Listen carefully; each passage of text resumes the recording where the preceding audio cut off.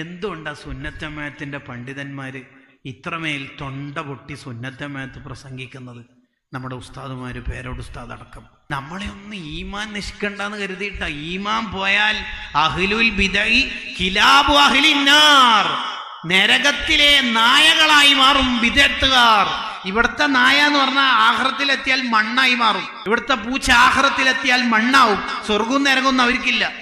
ബിദഅത്തുകാർ നായന്റെ കോലത്തിൽ അവര് നരകത്തിലെത്തും. അതാണ് ഹദീസ് പറയണത്. അതുകൊണ്ട് ബിദഅത്തുകാരുമായി നമുക്കൊരു സ്നേഹബന്ധമോ ഇഷ്ടമോ പാടില്ല. അത് നമ്മുടെ ഒരു നിലപാടാണ്. അതല്ലേ മഹാന്മാര് നമുക്ക് പറഞ്ഞത്? ബിദഅത്തുകാരുടെ മുഖത്ത് നോക്കി പുഞ്ചിരിക്കുന്നത് നമ്മുടെ ഖൽബിലെ ഈമാൻ നഷ്ടപ്പെടാൻ കാരണമാകും. ഹദീസിലുണ്ടല്ലോ, മൻ വഖറ സ്വാഹിബ ബിദഅത്തിൻ ഫഖദ് ആന അലാ ഹദമിൽ ഇസ്ലാം. ഒരാൾ ബിദഅത്തുകാരെ സ്റ്റേജിൽ ഇരുത്തിയിട്ടോ കല്യാണത്തിന് വിളിച്ചിട്ടോ വേറെന്തെങ്കിലും പരിപാടിക്ക് ക്ഷണിച്ചിട്ടോ അയാളെ ബഹുമാനിച്ചാൽ ഫഖദ് ആന അലാ ഹദമിൽ ഇസ്ലാം, അയാൾ ഇസ്ലാമിനെ പൊളിക്കാനാണ് സഹായിച്ചത്. അതുകൊണ്ട് ഒരു ബിദഅത്തുകാരന്റെ പ്രഭാഷണം നമ്മൾ കേൾക്കരുത്. എന്താ പറയി നോക്കാൻ വേണ്ടി ക്ലിപ്പ് കേൾക്കരുത്.